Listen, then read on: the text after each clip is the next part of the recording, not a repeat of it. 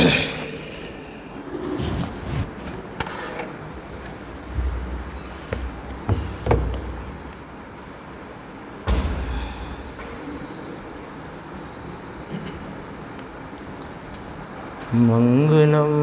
भगवान वीरो मंगलम गौतमो गणी मंगलम कुंद कुंदार्यो जैन धर्मोस्तु मंगलम सर्वमंगल मांगल्यम सर्वकल्याणकारकम प्रधानम सर्वधर्माणां जैनम जयतु शासनम। मंगलमय मंगलकरण वीतराग विज्ञान नमो ताहि जाते भय अरिहंतादि महान। इस भवतरु का मूल एक जानहु मिथ्या भाव ताको कर निर्मूल अब करिए मोक्ष उपाय। श्री मोक्ष मार्ग प्रकाशक नाम का ग्रंथ और इसके 7वें अधिकार की अपनी स्वाध्याय चल रही है। अपना 196 पेज पे अपन ने 221 नंबर का कलश पढ़ा था, तो ये इसकी चौथे प्रकार की भूल की चर्चा यहाँ पर की जा रही है। तो अपन 195 के नीचे से पढ़ते हैं। इस प्रकार रागादि भाव जीव के अस्तित्व में है। ये तीसरी भूल के संबंध में चर्चा कही। अब चौथी बात यहाँ से कहते हैं कि अब जो रागादि भावों का निमित्त कर्म ही को मानकर अपने को रागादिक का अकर्ता मानते हैं, वे कर्ता तो आप हैं, परंतु आपको यानी स्वयं को निर्धूमी होकर प्रमादी रहना है, इसलिए कर्म ही का दोष ठहराते हैं। सो यह दुखदायक भ्रम है। ये अपनी कल चर्चा हुई थी। इसमें लिखा कर्म ही को निमित्त मानकर, तो निमित्त कर्म को मानते हैं सो ठीक है, लेकिन अपने को रागादि का अकर्ता मानते हैं, यानी कि जो निमित्त कर्म कहे गए उनको कर्ता मानते हैं। तो ये स्वयं तो निर्दुमी होकर के प्रमादी रहना है। क्यों कि इसकी चर्चा भी आगे आने वाली है। इसे लगता है कि जो मेरी परिणति में रागादि विकारी भाव हैं, अशुद्ध भाव हैं, दुख सुख के भाव हैं, अल्पता के भाव हैं, उनका कर्ता तो कर्म है। अब कर्म करेगा, मेहरबानी तो करे, हम तो बैठे हैं आराम से, हम तो सिद्ध समान शुद्ध हैं। यानी इसमें अभी तक अपनी चौथी भूल की चर्चा आती है। यदि अपन विचार करें तो दो तो ये चारों पर्याय संबंधी इसकी भूल है। कैसी कि दो जो प्रथम में भूल कहीं, उसमें शुद्ध पर्याय रूप अपने को मानता है, सिद्ध मानता है अथवा केवल ज्ञान रूप मानता है। तो हाँ, पर्याय में मानता है। तो पर्याय में यह शुद्ध स्वरूप अपने को मानता है। तो पर्याय में ही इसकी ये भूल है कि पर्याय में शुद्धता मानता है या केवल ज्ञान मानता है। दो प्रकार। तीसरा प्रकार अशुद्धता का है। अशुद्धता अपने में मानता ही नहीं है। अथवा चौथा ये लिया कि अशुद्धता मानता तो है, लेकिन मैं उसका कर्ता नहीं हूँ, उसका कर्ता कर्म है। ऐसा मान करके ये निर्दुमी हुआ है और यह अपनी दृष्टि में भ्रांति को पाले बैठा है। अब देखो 196 पेज पे जो कलश आया है वो अपन ने कल पढ़ा था, उसका अर्थ पढ़ते हैं कि जो जीव रागादिक की उत्पत्ति में पर द्रव्य ही का निमित्तपना मानते हैं, वे जीव शुद्ध ज्ञान से रहित अंध बुद्धि हैं। यानी उनको अज्ञान वर्तता है। शुद्ध ज्ञान से रहित लिया ना, तो शुद्ध ज्ञान से रहित माने अज्ञान वर्तता है। तो वे अज्ञान रूप परिणमित होते अंध बुद्धि है। और ये कहा कि शुद्ध ज्ञान से रहित अंध बुद्धि है जिनकी, ऐसे होते हुए वे मोह नदी के पार नहीं उतरते हैं। हाँ, उसको ही रागादिक का कर्ता मानता। मेरी परिणति में रागादि उत्पन्न हो रहे हैं तो कर्म का ही निमित्तपना है, कर्म ही करते हैं। ये चर्चा आगे और ली देखो।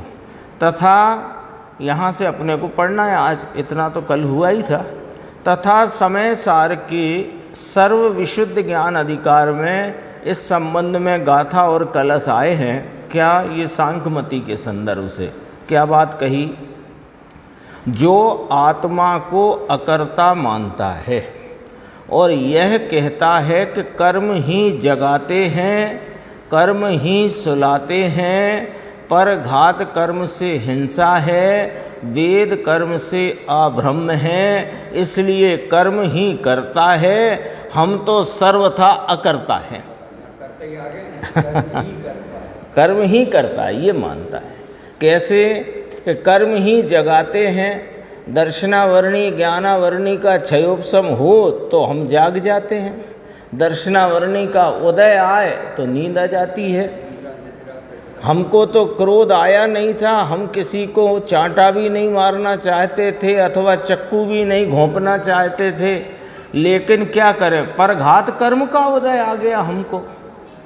परघात कर्म का उदय आया इसलिए हमने हिंसा करी, हम थोड़ी हिंसा करते। अथवा वेद कर्म से अब्रह्म है, हमको तो कोई विषय की वासना है नहीं, अब उस जाति का वेद का उदय आ गया तो हमको विषय की वासना है, हम तो अकर्ता है, सर्वथा अकर्ता है। ये निश्चयवासी की चौथी और बड़ी भूल। ये वाली जो भूल है, ये भूल इसको पता नहीं लगती है। ये जैन संप्रदाय में रहा हुआ अपने को इस भूल के संबंध में इसको जरा भी समझो होश ही नहीं है।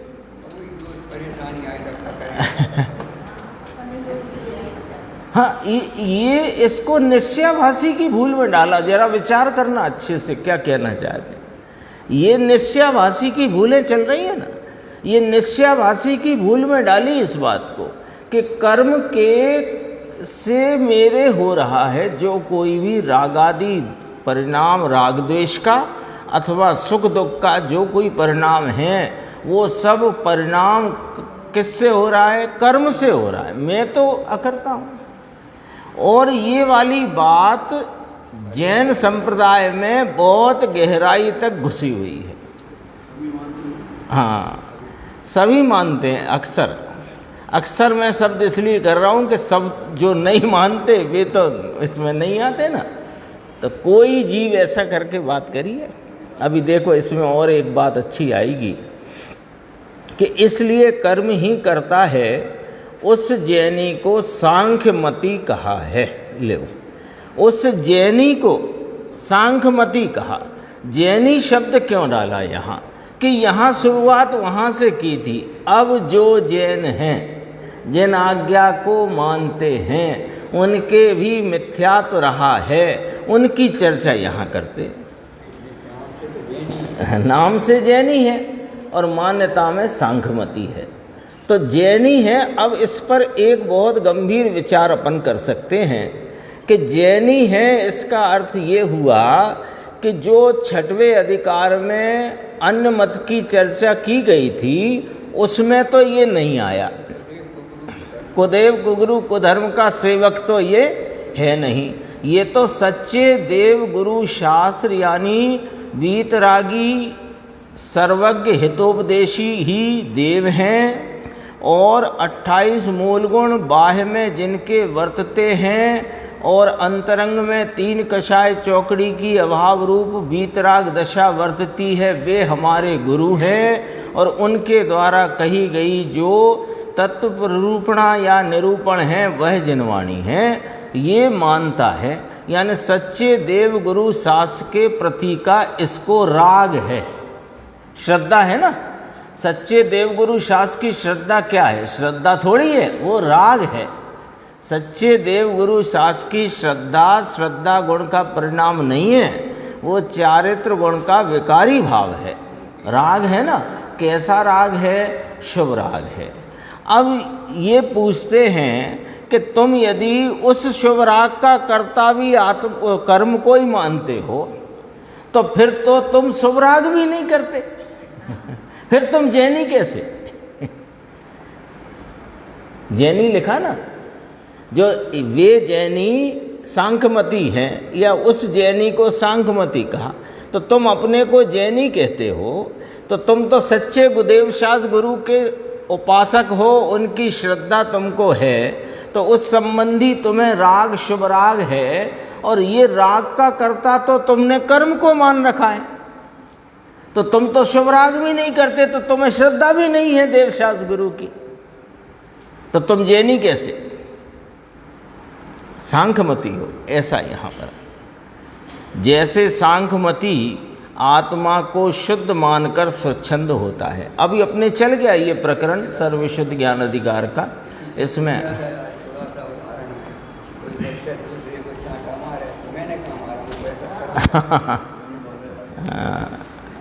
तो सांख्यमती की चर्चा आई थी ना, वो कहता है कि उसको जिनवाणी का कोप होता है, जिनवाणी का कोप होता है, तो कोप होता है तो कोप ना होए इस भय से कहता है कि जिनवाणी में जीव को कथनचित कर्ता कहा है। तो हम कथनचित इस प्रकार मानते हैं कि रागादि भाव का कर्ता तो कर्म ही है, और ये जो आत्मा कथनचित कर्ता कहा सो ये द्रव्य का कर्ता है, ऐसा मान करके वह अन्यथा वस्तु का स्वरूप जानता है, अन्यथा भ्रांति रूप वस्तु के स्वरूप को मानता है। तो ये शुद्ध आत्मा को शुद्ध मानकर स्वच्छंद होता है। स्वच्छंद का अर्थ समझो क्या है? स्वच्छंद का अर्थ पहले में पहला ये है कि अपनी मन मर्जी से वस्तु के स्वरूप को स्वीकार करके वैसा ही अंगीकार करता है, मानता है, यही स्वच्छंदता है। भाई वस्तु कैसी है कि वस्तु द्रव्य पर्याय स्वरूप है, द्रव्य स्वभाव उसका ऐसा है, चाहे चेतन हो कि अचेतन हो, द्रव्य स्वभाव ऐसा है कि वो कभी बदलता नहीं है, और पर्याय का स्वभाव ऐसा है कि वो बदले बिना रहती नहीं है ना। तो जो पर्याय है उसका कर्ता कौन है कि वो द्रव्य स्वयं है, क्योंकि उस पर्याय में वो स्वयं परिणमित होता है। तो अपनी पर्याय का कर्ता अन्य को माने, ये स्वच्छंदता नहीं है तो क्या है? उसी प्रकार ये हुआ। हाँ, अब ऐसे ये आया ना, परघात कर्म से हिंसा है। हमको तो कोई की हिंसा करने का हम तो करते नहीं, वो तो परघात कर्म का उदय आया तो हमने चक्कू घोंप दिया अथवा उसको मारने का भाव किया। हम तो महंत हैं, हम तो निर्दोष हैं, हम तो सर्वथा अकर्ता हैं। एक ये बात हुई।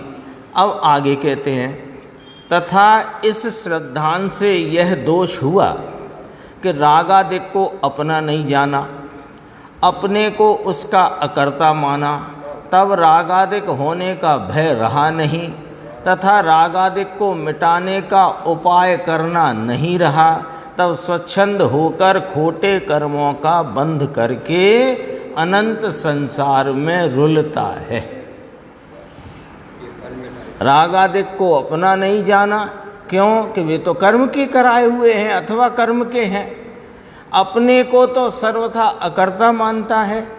अब जब रागादि अपने हैं नहीं और हो रहे हैं सो हमने किए नहीं, तो अब क्या हुआ कि रागादिक होने का भय ही नहीं। होने दो, हम क्या करें। और रागादिक को मिटाने का उपाय भी क्यों करें जब वे रागादिक हम हमारे अधीन नहीं, वे तो कर्म करा रहा है। तो मिटाने का उपाय करने का भी कोई इसको प्रयत्न या उसके कोई उद्यम रहा नहीं, तो क्या करे कि स्वच्छंद होकर खोटे कर्म करता है। ये नियम से खोटे में ही जाता है, क्योंकि रागादिक को मिटाने का उपाय करे। समझना जरा बात, रागादिक को मिटाने का उपाय करे तो तत्व विचार आदि में उद्यम बंद होए, और तत्व विचार आदि में उद्यम मंद हो तो खोटे कर्मों से बचे। अब वो तत्व विचार की तो बात ही नहीं रही इसको, क्योंकि वो तो पहले ही नक्की करके बैठ गया है कि जो कुछ भी रागादि भाव या तो मेरे हैं नहीं, मेरे में है ही नहीं, और यदि जो कुछ दिखाई देते हैं उससे कहा कि ये तो प्रत्यक्ष तुम्हारे रागादि दिखाई देते हैं, तो ये जो दिख रहे हैं सो इनका कर्ता तो कर्म है, मैं तो सर्वथा अकर्ता हूँ। तो ऐसा करके अब उन्हें मिटाने का उपाय भी नहीं करता, तो मिटाने का उपाय नहीं करता तो उस प्रकार की वृत्ति में भी नहीं आता, तो फिर कहाँ जाता है कि खोटे भाव में ही प्रवर्तता हुआ अनेक प्रकार के कर्म बंधन करके अनंत संसार में रुलता है। अब यहाँ प्रश्न किया गया है, ये श्रोता या पाठक की तरफ से प्रश्न है कि साहेब आप कह रहे हो कि राग आत्मा की परिणति में होता है, उसका कर्ता आत्मा ही है, लेकिन हमने तो समय सार आदि ग्रंथों में इस प्रकार पढ़ा है, वर्णाध्या व राग मोहादयो व भिन्ना भावा सर्व एवास्य पुंसः। इसका अर्थ कि वर्णादिक अथवा रागादिक भाव हैं वे सभी इस आत्मा से भिन्न हैं। वर्णादिक माने सर्व पुद्गल और रागादिक माने भाव कर्म रूप विकारी भाव। हाँ, तीनों आ गए, वर्णादिक और रागादिक।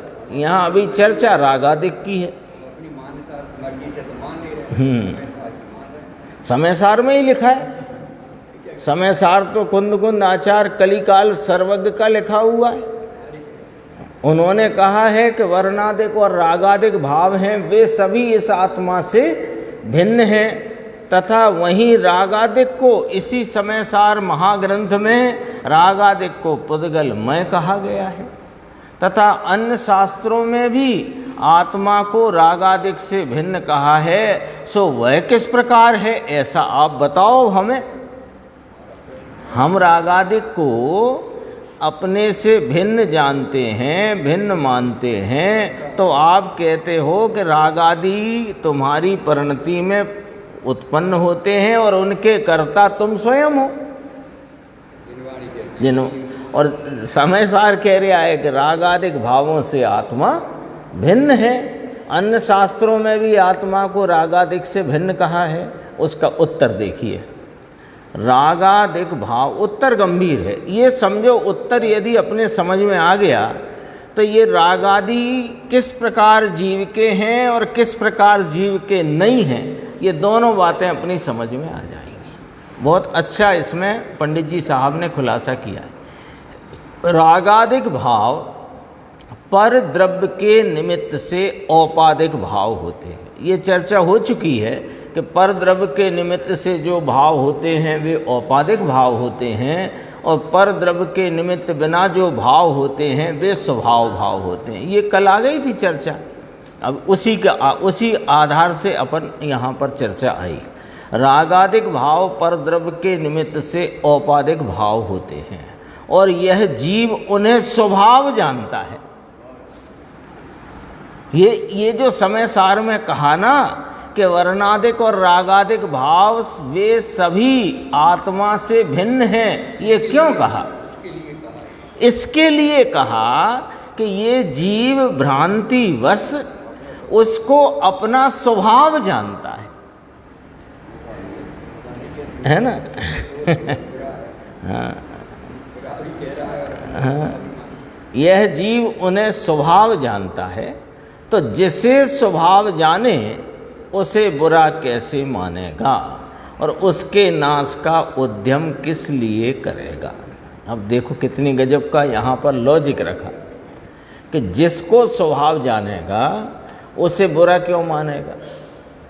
जहर का स्वभाव मार डालने का है, जहर का स्वभाव मार डालने का है, तो वो यदि जहर का स्वभाव है तो कोई ऐसा जहर खरीदने नहीं जाता कि भैया ऐसा जहर दो कि मारे ही नहीं।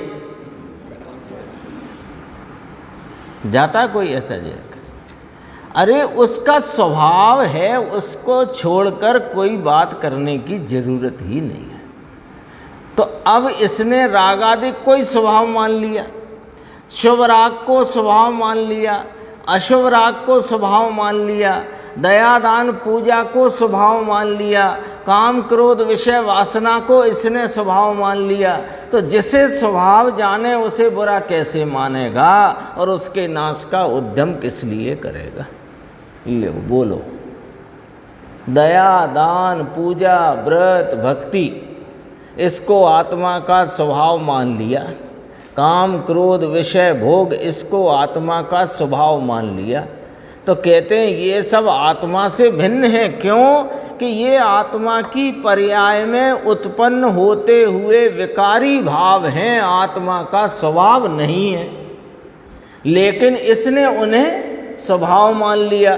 तो स्वभाव मानेगा तो उसके नाश को बुरा क्यों मानेगा और उसके नाश का उद्यम किस लिए करेगा? इसलिए ये श्रद्धान भी विपरीत है भैया। एक तो पहले ये चर्चा थी कि रागादि मेरे में है ही नहीं, फिर चर्चा आई कि रागादि जो है मेरी परिणति में उनका कर्ता कर्म है, मैं तो नहीं। फिर कहा कि यदि रागादि के कर्ता आप ही हो, स्वयं कर्म से रागादि को माने। गुरुदेव श्री ने फरमाया इसी सिलसिले में, उन्होंने फरमाया है कि कोई जीव एक समय भी अपनी परिणति में होते हुए राग पर कर्म का प्रभाव मानता है, वो सर्वज्ञ की आज्ञा के बाहर है। प्रभाव भी नहीं ये फरमाया गुरुदेव श्री ने इसी प्रकरण में। क्या फरमाया दोबारा? जो जीव अपनी परिणति में होते हुए शुभ राग अथवा अशुभ राग रूप विकारी भावों की उत्पत्ति में एक समय भी कर्म का प्रभाव मानता है, वह जीव सर्वज्ञ की आज्ञा से बाहर है। ये गुरुदेव को ये बात अंदर से कौंधी थी। थे तो वे स्थानकवासी ढूंढिया संप्रदाय में साधु, और वहीं उनको ये बात उन्हीं ग्रंथों में पढ़ते हुए अंदर से ये बात प्रकट हुई कि कर्म से विकार नहीं होता। और ये बात फिर 78 में जब समय सार पढ़ा मिला और पढ़ा, फिर 82 में मिला मोक्ष मार्ग प्रकाशक, संवत 82, संवत की बात चलती है। संवत 78 में 56 जोड़ दो तो ईसवी सन निकले आएगा। 78 और 6 84 और 50 1934 समय सार मिला। अब 4 साल और जोड़ दो, 36 में मोक्ष मार्ग प्रकाशन। तो वो बात जो संवत 71 में 56 जोड़ो, 71 6 77 है माने 26, 1926 में वो अंदर से बात आई। अपन को ईसवी सन का अभ्यास है ना, इसलिए 1926 में ये बात आई कि कर्म से विकार नहीं होता। और जब यह समय सार और मोक्ष मार्ग प्रकाशक मिले तो वह पुष्ट हो गई। अंदर में तो वो बात जम ही गई थी। तब तो कहा यह अशरीरी होने का शास्त्र है। देखो ये श्रद्धान भी विपरीत है। एक तो रागादि को अपना नहीं मानता और होते हुए रागादि का कर्ता कर्म को मानता है, वो श्रद्धान विपरीत है। अब रागादि को जो कोई स्वभाव मानता है, ये श्रद्धान भी विपरीत है। तब उसने प्रश्न पूछा है कि साहेब समय सार में तो वर्णादि रागादि भाव को जीव से भिन्न कहा, तो वो कैसे कहा? कि सुनो, ये औपाधिक भाव को स्वभाव जानता है, इसलिए यह श्रद्धान भी विपरीत है। अब ये श्रद्धान की इस विपरीतता को छुड़ाने के लिए, उसे छुड़ाने के लिए स्वभाव की अपेक्षा या स्वभाव की मुख्यता लेकर के रागादिक को भिन्न कहा। जब इस जीव को स्वभाव की तरफ से देखा जाए तो यह तो वीतराग स्वरूप है। तो वीतराग स्वरूपता से देखने पर रागादि इससे सर्वथा भिन्न है, है ही नहीं। क्योंकि इसने रागादि को अपना स्वभाव मान लिया। तो उससे कहते हैं तुम स्वभाव मत मानो, स्वभाव तो तुम्हारा वीतरागी है। तो उसे छुड़ाने के लिए कहा वर्णादि और रागादि भाव ये सब आत्मा से भिन्न हैं, ये वाली बात कही। अब आगे देखो, अब यहाँ पर दृष्टांत देंगे। तो उसे छुड़ाने के लिए स्वभाव की अपेक्षा रागादिक को भिन्न कहा है और निमित्त की मुख्यता से पुद्गलमय कहा है। लो, उसने पूछा था ना, ये प्रश्न में देखो 2 प्रश्न थे। वर्णादिक अथवा रागादिक भाव इस आत्मा से भिन्न है तथा वहीं रागादिक को पुद्गलमय कहा है, सो किस प्रकार है, प्रश्न था ना। तो स्वभाव की अपेक्षा लेकर के रागादि को आत्मा से भिन्न कहा और निमित्त की अपेक्षा लेकर के पुद्गलमय कहा। ये क्या मतलब कि पुद्गल के लक्ष्य से उत्पन्न होते हैं तो अपने स्वभाव रूप है नहीं, इस चैतन्य स्वभाव रूप नहीं है, होते चैतन्य की परिणति में है, लेकिन चैतन्य के स्वभाव रूप नहीं है। और जिसके लक्ष्य में ये उत्पन्न होते हैं उसमय पुद्गलमय, पुद्गल के लक्ष्य से होते हैं ना, तो पुद्गलमय इनको कहा गया है। निमित्त की मुख्यता से पुद्गलमय कहा है। अब ऐसा क्यों कहा है वो यहाँ दृष्टांत देते हैं कि जैसे वैद्य रोग मिटाना चाहता है, वैद्य का तो एक ही काम है कि रोगी का रोग मिटे, और कोई तो काम है नहीं वैद्य का। तो रोग मिटाने का उसका उद्देश्य है, प्रयोजन है, उसका व्यवसाय है, उसका इसी प्रकार का कार्य है। ऐसे ये वैद्य हैं गुरु अपने। तो अब देखो, ये जैसे वैद्य रोग मिटाना चाहता है, अब यदि शीत की अधिकता देखता है तो उष्ण औषधि बतलाता है, और आताप की अधिकता देखता है तो शीतल औषधि बतलाता है। उसी प्रकार श्री गुरु रागादिक छुड़ाना चाहते हैं, वैद्य जन रोगादिक छुड़ाना चाहते हैं। तो शीत की अधिकता है तो उष्ण दवाई देंगे, और यदि गर्मी कर गई है, शरीर में गर्मी बढ़ गई है तो शीतल औषधि देते हैं। ऐसा ही तो करते हैं। तो श्री गुरु रागादिक छुड़ाना चाहते हैं, बस एक ही काम है। हाँ, क्योंकि आत्मा जब तक संसार में है, रागादिक की परिणति है, तब तक यह जीव दुखी है। रागादिक मिटने पर ही सुख की किरण उत्पन्न होती है, और पूर्ण रागादिक मिटने पर पूर्ण सुख उत्पन्न होता है। ये बात तो आती है ना ख्याल में। रागादिक का अंश मिटा, अनंतानुबंधी कषाय गई, वो रागादि का ही भाव है ना। तो अनंतानुबंधी कषाय मिटी तो इसके सुख की किरण जगी, और जब सर्व कषायें अथवा सर्व राग जब दूर हो जाता है तब ये पूर्ण सुखी होता है। तो पूर्ण सुखी होए, जगत का प्रत्येक जीव पूर्ण सुख को प्राप्त करे, ऐसा श्री गुरु का प्रयोजन है, ऐसा उनका अंतरंग में अभिप्राय है कि रागादिक को छोड़ो। तो अब कहते हैं, जो रागादिक को पर का मानकर स्वच्छंद होकर निर्धमी होता है, उसे उपादान कारण की मुख्यता से रागादिक आत्मा के हैं, ऐसा श्रद्धान कराया है। अद्भुत है ये उत्तर। यानी कभी कहते हो रागादि आत्मा के हैं, अरे कुंद आचार्य के ही ग्रंथ ले लो, 189 गाथा प्रवचन सार की, वहाँ कहते हैं शुद्ध द्रव्य के निरूपण स्वरूप कथनी में रागादिक ही आत्मा का कर्म है, ऐसा कहा। 75 नंबर समय सार की गाथा में कहा कि रागादि परिणाम जो कर्म है, कर्म नाम कार्य है, उसमें पुद्गल व्यापक है और वह पुद्गल का व्याप्य है, इसलिए वह रागादि पुद्गल है। तो ये तो औषधि है, जिसको जैसी लगे चाहिए।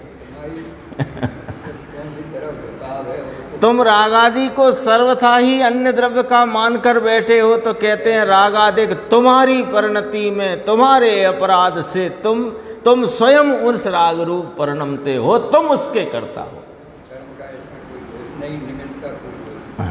तब 62 गाथा पंचास्तिकाई की निकालते हैं गुरुदेव।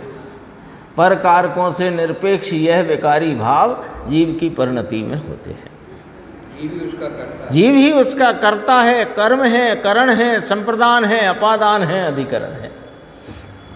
एक समय की देखो, कहते हैं ये उदाहरण बहुत ही गजब का है, बहुत एकदम ऐसा कि बैठ जाए। देखो, जो रागादिक को पर का मानकर, कर्म का किया मानकर, पुद्गलमय मानकर, कर्म ने किए हैं अथवा कर्म के हैं ऐसा मानकर स्वच्छंद होकर निर्दमी होता है, यानी अभी निर्दमी का लिया था ना, जब राग को अपना वह राग जो है वो पर का किया है, उसने किया, कर्मादि ने किए हैं, पुद्गल ने किए, इस प्रकार मानता है, तो वह निर्दमी होता है, प्रमादी होता है। तो कहा वह निर्दमी होता है, उसे उपादान कारण की मुख्यता से रागादिक आत्मा के हैं ऐसा श्रद्धान कराया है। तथा जो रागादिक को अपना स्वभाव मानकर उनके नाश का उद्यम नहीं करता, उसको निमित्त कारण की मुख्यता से रागादिक पर भाव हैं ऐसा श्रद्धान कराया। क्या गजब की व्याख्या है। रागादिक जहां हो रहे हैं वहीं हो रहे हैं, लेकिन उपादान कारण की मुख्यता माने कि जीव की उस समय के अशुद्ध उपादान का वह परिणाम है, वह कार्य है। हाँ, तो ये अशुद्ध उपादान रूप कार्य है, तो शुद्ध उपादान तो राग की उत्पत्ति करता नहीं, यानी शुद्ध स्वभाव में से तो राग उत्पन्न होता नहीं। तो फिर राग उत्पन्न कैसे होता है? तो वो जो कोई इसको राग को स्वभाव मानता है, उससे कहते हैं स्वभाव से तो तुम परिपूर्ण शुद्ध हो, तुम्हारे अंदर एक गुण भी, एक शक्ति भी ऐसी नहीं जो राग को उत्पन्न करे। परिणति में जो राग उत्पन्न हो रहा है वह तुम उन पर निमित्तों का लक्ष्य करते हो तो उत्पन्न होता है, तो उसमें निमित्त कारण की मुख्यता बताई। भाव को भूली हो, ये पहली गलती है, तुम्हारा उसके ऊपर में गया है। क्या गजब की बात है। ये बात समझ में आ जाए तो जिनवाणी में कहाँ किस अपेक्षा से क्या बात कही है, वो बात अपन को बैठ सकती है, फिर खींच तान मिट जाएगी। कर्म का उदय तो हर समय रहता है। अब अपनी जिम्मेदारी है कि उसमें उपयोग को लगाएं, नहीं लगाएं, माने, ये अपनी वर्तमान पर तो तत्व विचार करके निर्णय करना है। अभी कहेंगे आगे पंडित जी साहब। अब देखो, जो ये बात समझ में आ जाए तो खींचतान मिट जाए। अभी हमको तत्व निर्णय क्यों नहीं होता, अपन विचार करते हैं कि हम इतना उसमें प्रयत्न करते हैं, सब प्रकार के शास्त्रों का अभ्यास करते हैं और जिज्ञासा पूर्वक करते हैं, रुचि पूर्वक करते हैं, फिर भी तत्व निर्णय क्यों नहीं होता? कि वहाँ जिस विवक्षा से, जिस कथनी को, जिस नय के द्वारा निरूपित किया है, हम उसका वहाँ वैसा अर्थ ग्रहण नहीं करते, अन्यथा अर्थ ग्रहण करते हैं, इसलिए हमारे तत्व निर्णय नहीं होता है। रागादिक कहीं पढ़ा, रागादिक तो पर के हैं, तो बस रागादिक पर के ही हैं। फिर कहा रागादिक तो आत्मा के हैं, तो एक आत्मा के ही लेके बैठ गए। कहाँ क्या विवक्षा है? ये वेद जी के उदाहरण से यहाँ श्री गुरु तो इस संसारी जीव की परिणति में रागादिक दोष रूप जो दुख का भाव है उसे मिटाना चाहते हैं। राग ही रोग है, और राग की उत्पत्ति का जो बीज है वो मिथ्यात्व है। अभी अपन पढ़ा ना वो इसका ही मंगलाचरण, इस भवतरु का मूल एक जानई मिथ्या भाव, ताको कर निर्मूल कीजे मोक्ष उपाय।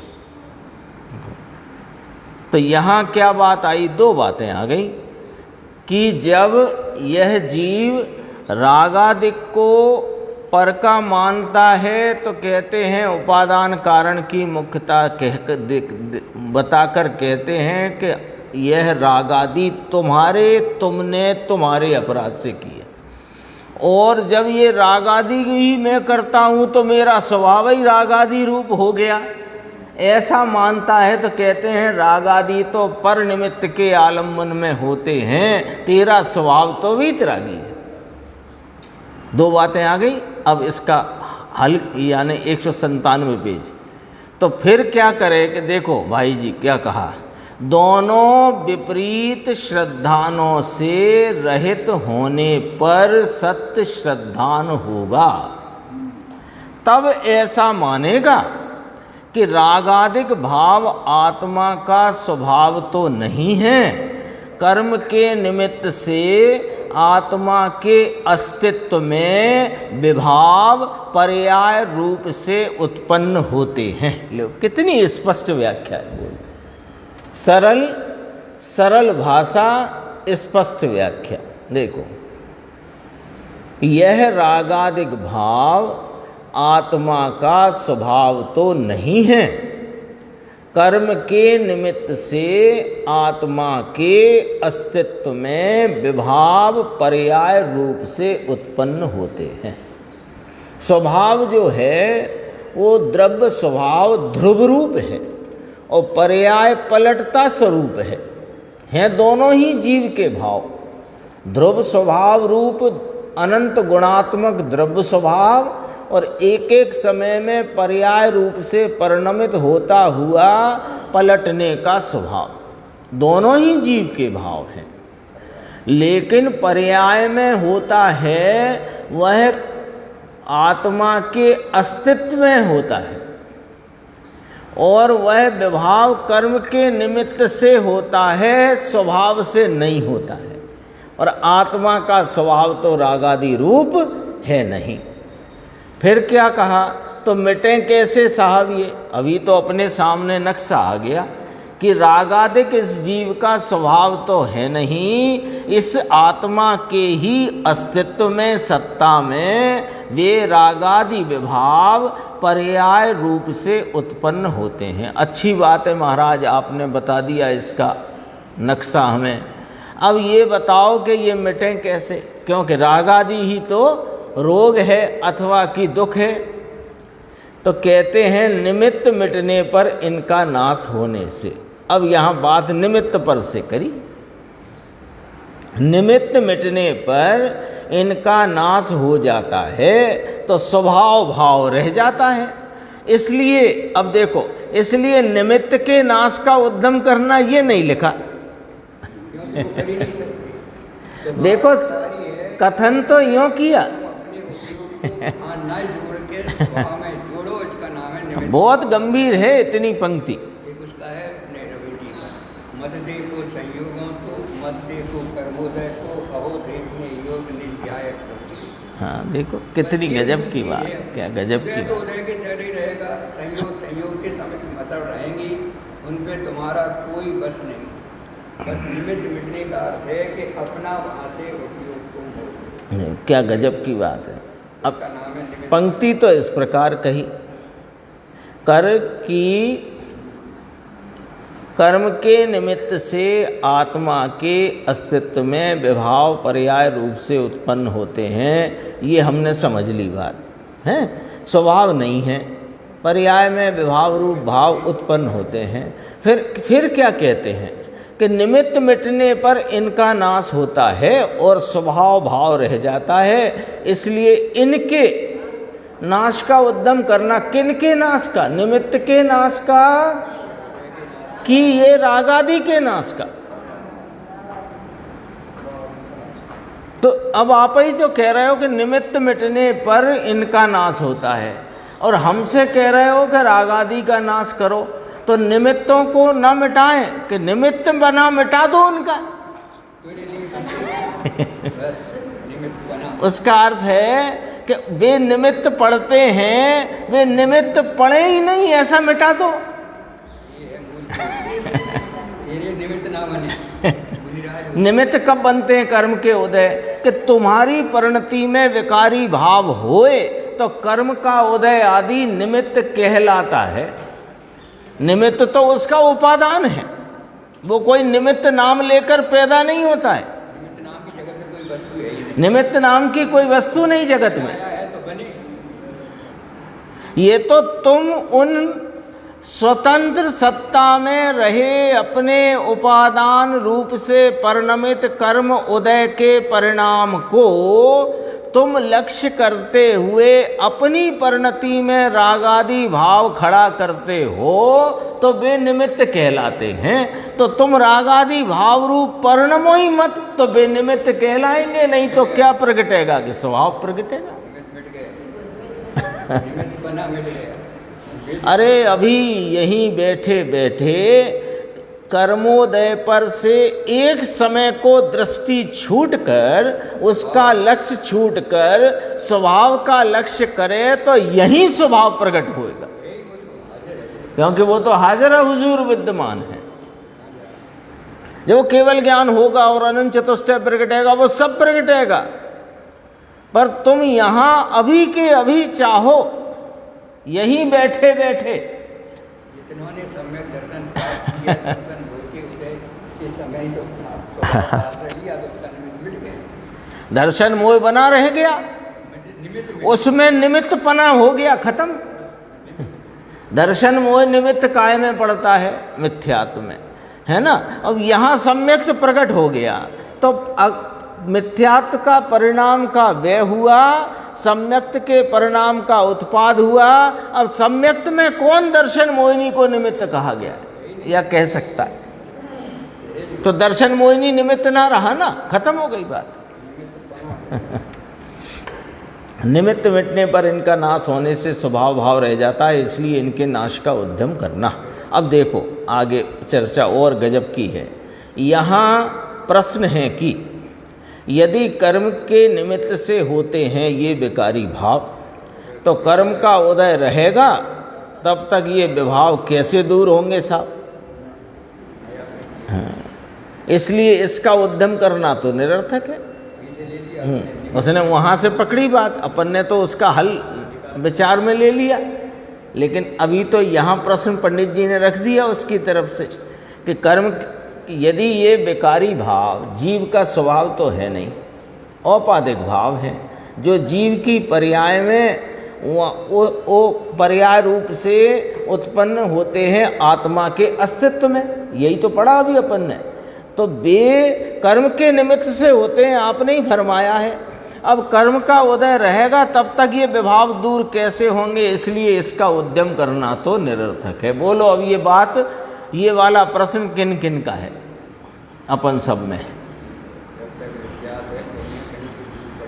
है ना? अपन भी बैठे ठाले में कह देते हैं क्या करें, दर्शन मोहिनी का उदय तीव्र है, मिथ्यात्व का उदय चल रहा है, हम क्या करें? बैठे ठाले कह देते हैं। अरे भैया तत्व विचार करके निर्णय तो करो, कौन निमित्त, कौन उपादान, मैं कौन, कर्म कौन, ये रागादि कहाँ से आए? रागादि क्या मेरा स्वभाव है? नहीं है मेरा स्वभाव तो मेरी परिणति में क्यों उत्पन्न हो रहे हैं? यदि ये किसी के आलम्बन में उत्पन्न हो रहे हैं तो उनका आलम्बन छोड़। ऐसा है कि नहीं? देखो इसका भी उत्तर बहुत अच्छा आया है। देखो बहुत गंभीर है, यदि ये कर्म के निमित्त से होते हैं तो कर्म का उदय रहेगा, तब तक ये विभाव कैसे दूर होंगे। इसलिए अब इसका उद्यम करना तो निरर्थक है। क्या कैसे करें अब हम, बताओ आप। तो कर्म का उदय तो चल ही रहा है, वो रुकता ही नहीं सेकंड भर को, सेकंड क्या समय भर को, सेकंड में तो असंख्या समय निकल जाए। एक समय को पक्का उदय ना हो तो भी चिंता रहेगी। बोलो, उत्तर देखो, बहुत ही गंभीर उत्तर है। एक कार्य होने में अनेक कारण चाहिए। उदाहरण दिया है यहाँ पर, उसमें जो कारण बुद्धिपूर्वक हों उन्हें तो उद्यम करके मिलाए, और अबुद्धिपूर्वक कारण स्वयं में मिलें तब कार्य सिद्धि होती है। ये व्यवस्था है कार्य की उत्पत्ति की। किसी भी कार्य की उत्पत्ति की व्यवस्था इस प्रकार है कि उस कार्य की उत्पत्ति के अनेक कारण कहे। अनेक में दो ले लिए यहाँ, एक बुद्धिपूर्वक और एक अबुद्धि, मतलब अनेक के में ही वर्गीकरण दो प्रकार से कर दिया, एक बुद्धिपूर्वक कारण, एक अबुद्धिपूर्वक कारण। ठीक है, अब दृष्टांत देंगे कि पुत्र होने का कारण बुद्धिपूर्वक तो विवाह आदि करना है, और अबुद्धिपूर्वक भवितव्य है। वहाँ पुत्र का अर्थ ही माने पुत्र की प्राप्ति का जिसको प्रयोजन है वह विवाह आदि का तो उद्यम करे, और भवितव्य स्वयं होए तब पुत्र होगा। ये है कि नहीं, बोलो। कोई कहे भैया अब हमारी उम्र 40 साल की हो गई, एक पुत्र होता तो अच्छा होता, तो भैया आपने विवाह कर लिया कि नहीं? विवाह नहीं किया अभी, तो उससे क्या कहा जाएगा कि पहले विवाह करो तो हो जाएगा पुत्र। तो कहा कि भवितव्य होगा तो हो जाएगा। उदाहरण बहुत गंभीर और बहुत ही सटीक है, सटीक उदाहरण है। देखो, तो पुत्र का अर्थ ही माने पुत्र प्राप्ति के प्रयोजन वाला विवाह आदि का तो उद्यम करे, और भवितव्य स्वयं हो तब पुत्र होगा। उसी प्रकार अब वहाँ तो पुत्र प्राप्ति का प्रयोजन था, यहाँ विभाव भाव विकारी रागादिक भाव को दूर करने का प्रयोजन है। तो उसमें कहते हैं उसी प्रकार विभाव दूर करने के कारण बुद्धिपूर्वक तो तत्व विचार आदि हैं। इसको क्या लगता है कि देखो साहब, हम आत्मा की प्राप्ति के लिए बुद्धिपूर्वक तो उद्यम करते हैं, दया दान व्रतादि पूजादि आदि इत्यादि सब तो करते हैं, तो कहते हैं तुम उद्यम ही गलत दिशा में करते हो। रागादि के अभाव करने के बुद्धिपूर्वक उद्यम तो तत्वविचार आदि है। इसीलिए पंडित जी ने आगे इसी अधिकार में आएगी चर्चा कि तेरा कर्तव्य तो तत्व निर्णय में अपने उपयोग को तद्रूप होकर लगाना है, बाकी तो साथ में हो जाते हैं। क्यों कि जब तत्व विचार का उद्यमी होगा तो स्वाध्याय आदि में जुड़ेगा, और स्वाध्याय आदि में जुड़ेगा तो मंदिर भी आएगा, मंदिर आएगा तो वीतरागी भगवंतों के दर्शन पाएगा, तो उनके प्रति भक्ति और बहुमान उत्पन्न होएगा। ये सब तो होएगा, लेकिन ये तेरा कर्तव्य में नहीं डाला, कर्तव्य में डाला तत्व विचार। फिर एक शब्द और लिया है, आगे देखो, मैं पढ़ता हूँ, मैंने कहीं पढ़ा था, वो शब्द ध्यान से निकल गया, पर वो शब्द बहुत अच्छा है, या तो अब वो जब आएगा तब आएगा। उसमें दो शब्द लिए, तत्व विचार और तत्व श्रद्धान। हाँ, ऐसा है, शायद यही शब्द है, तत्व विचार और तत्व श्रद्धानी होना, ये है तुम्हारा बुद्धिपूर्वक कार्य। देखो, अब इसमें लिया विभाव दूर करने के कारण बुद्धिपूर्वक तो तत्व विचार आदि कार्य उद्यम है, और अबुद्धिपूर्वक मोह कर्म के उपसमा देखें। वे अबुद्धिपूर्वक में क्यों डाले कि वे स्वयं स्वयमेव अपने से होते हैं उपसम आदि भाव, तो वे निमित्त में मोहिनी कर्म का उपशम निमित्त कहा जाता है। तो यहाँ जब सम्यक्त रूप भाव यानी राग रहित भाव, सम्यक्त रूप भाव को दूसरी भाषा में कहो राग रहित भाव, क्योंकि सम्यक्त का परिणाम राग रहित है। विचार का फल राग रहित है। तो राग रहित परिणाम जब यहाँ उपादान रूप हुआ तो वहाँ निमित्त में मोहिनी कर्म का उपशम हुआ। वो अबुद्धिपूर्वक कारण, और बुद्धिपूर्वक कारण तत्व विचार। लो अब तो नक्की हो गया भैया, आज तो नक्की हो गया सबको कि अपना हित करना है तो क्या करना है। आपो लख लीजिए, ये एकदम साफ हो गई बात कि कुछ करना है तो तत्व विचार करना है, तो तत्व विचार तत्व अभ्यास पूर्वक होएगा, अपने आप तो विचार टपकेंगे नहीं। विचार के लिए कुछ कच्चा माल चाहिए कि नहीं चाहिए। तो विचार श्रेणी में कोई बात आए तो वो बात तत्व अभ्यास से ही प्राप्त होगी ना। तो फिर उसको अपन इस प्रकार कह सकते हैं कि तत्व अभ्यास पूर्वक तत्व विचार आदि के उद्यम द्वारा तत्व श्रद्धानी हो गए रागादिक दूर, खुल गया मोक्ष मार्ग, और मोक्ष महल का द्वार भी खुल गया तुम्हारे लिए। इतना सा काम है। अब जब इस ग्रंथ का नाम ही मोक्ष मार्ग प्रकाशक है।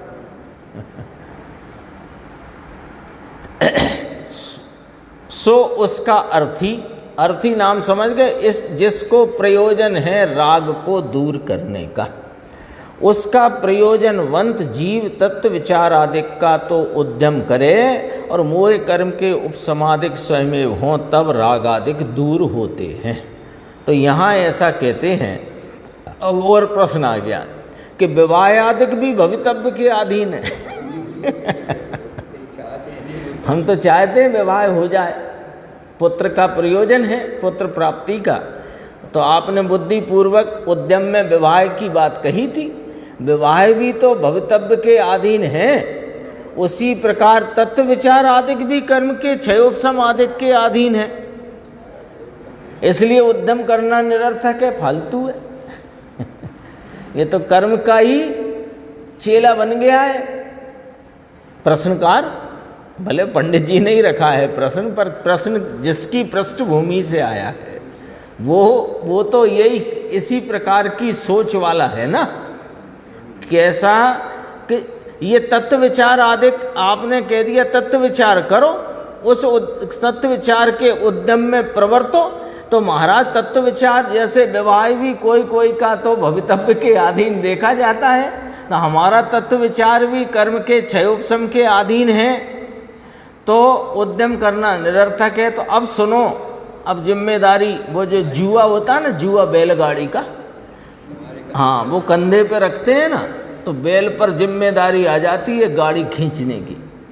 अब यहाँ जिम्मेदारी का जुआ आपके ऊपर रखा जा रहा है। अब देखो ये जिम्मेदारी का जुआ ही कहते हैं ना उसे, जो बैलगाड़ी का वो आगे का हिस्सा जो बैलों के कंधे पे रख देते हैं, तो उससे उस पे बैल पे जिम्मेदारी आ जाती है चलने की, गाड़ी खींचने की। अब अपने ऊपर पंडित जी साहब क्या फरमाते हैं, देखो उत्तर। ज्ञानावरण का तो क्षयोपशम तत्व विचारादिक करने योग तेरे हुआ है, तब तो तुझे उपदेश दे रहे हैं, और तब तो तुमने प्रश्न किया है।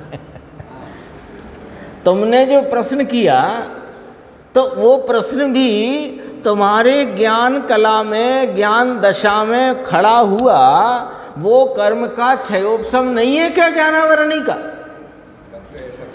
तब तो प्रश्न उठा है ऐसा। भाई किसी को इतना प्रश्न भी उठे कि मैं कौन हूँ, मेरा क्या स्वरूप है, जिसे जानना चाहिए। प्रभाकर भट्ट का प्रश्न है ये, है ना, योगेंद्र देव से किया कि मैं कौन हूँ जिसका स्वरूप मुझे जानना चाहिए। ये प्रश्न उठना, क्या ये उस जाति के क्षयोपशम की सूचना नहीं है? ये समझ नहीं आता, ये भी तो समझते ही तो तुझे ऐसा समझ नहीं आता, ये भी तो क्षयोपशम का ही भाव है कि नहीं है? तो देखो, ज्ञानावरण का तो क्षयोपशम, यानी अब अपने ऊपर जिम्मेदारी डाल दी ना। यहाँ आके बैठे हो ना भाई जी आप, तो आपके ऊपर जिम्मेदारी डाल दी गई है कि इतना क्षयोपशम तो आपको प्रकट हो गया है। अब उसको क्या करना कि उसको इधर उधर ना लगाकर तत्व विचार में लगाओ, तो तेरा कार्य सधेगा। कोई चीज़ अपने को लेना अपने को पसंद है और जो उसकी कीमत है वो भी अपन चुका सकते हैं। अब नहीं लो तो ये तो फिर तुम्हारी अब इसमें चीज़ का है ऐसे ही तो कहा ज्ञानावरण का क्षयोपशम तो तत्व विचार आदि करने योग्य तेरे हुआ है, इसलिए उपयोग को वहाँ लगाने का उद्यम कराते हैं, प्रेरित करते हैं, प्रेरणा देते हैं, तुमको उसका उपदेश करते हैं। असंगी जीवों के क्षयोपशम नहीं है तो हम तो उन्हें उपदेश देते भी नहीं हैं। उन्हें किस लिए उपदेश दें? तब वह कहता है कि होनहार होए तो वहाँ उपयोग लगे, बिना होनहार के कैसे लगेगा? हमारी होनहार ही नहीं है तो क्या करें? होनहार हो तो लगेगा उपयोग। अब पंडित जी ने क्या फरमाया कि तेरे उतना क्षयोपशम तो अभी प्रकट है, तो उस उपयोग को उस क्षयोपशम रूप प्रकट उपयोग को तुम तत्व विचार में लगाओ।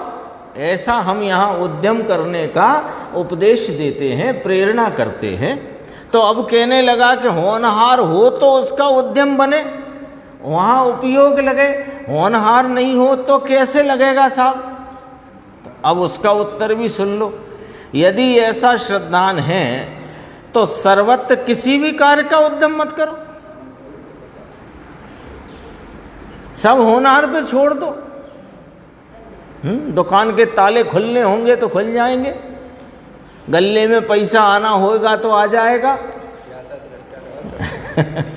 रोटी बनना होगी तो बन जाएगी, फूलना होगी फूल जाएगी, खाने वाला कहे भूख मिटना होगी मिट जाएगी। कोई उद्यम ना करो भैया, सब होनहार पे डालो।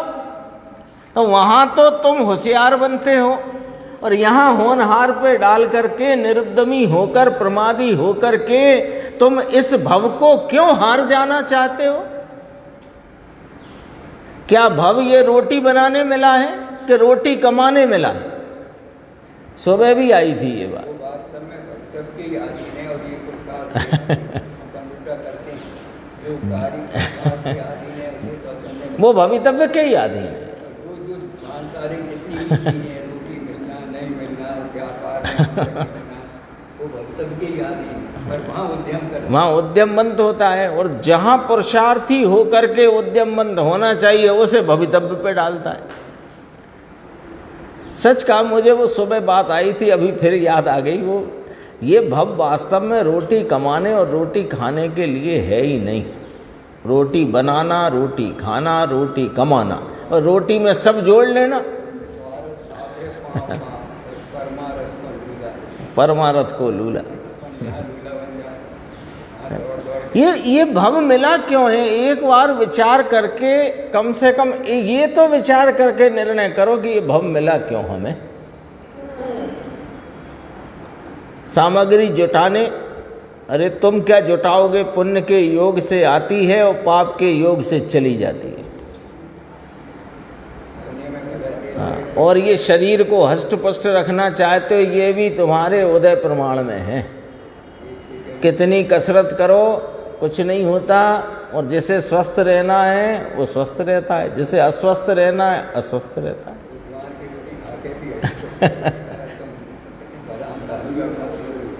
बहुत गजब की बात कही। तू खान पान व्यापार आदि का तो उद्यम करता है, यहाँ होनहार बतलाता है। इससे मालूम होता है कि तेरा अनुराग यहाँ नहीं है। पंडित जी की एक भाषा में अपन देख सकते हैं, तू शब्द का प्रयोग आता है तू शब्द का प्रयोग। अभी पंडित जी आए थे तब भी एक बात आई थी, वो तू शब्द का, यानी वे कोई निकटवर्ती श्रोता से बात करते हैं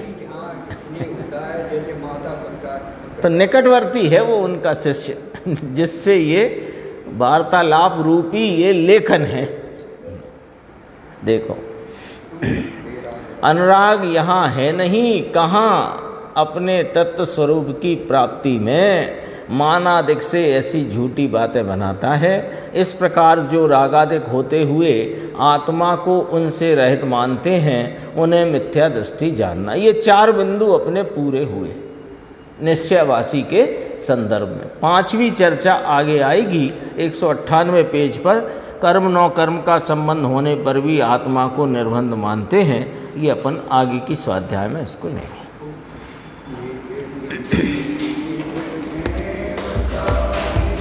यह अनंत उपकार है उसके लिए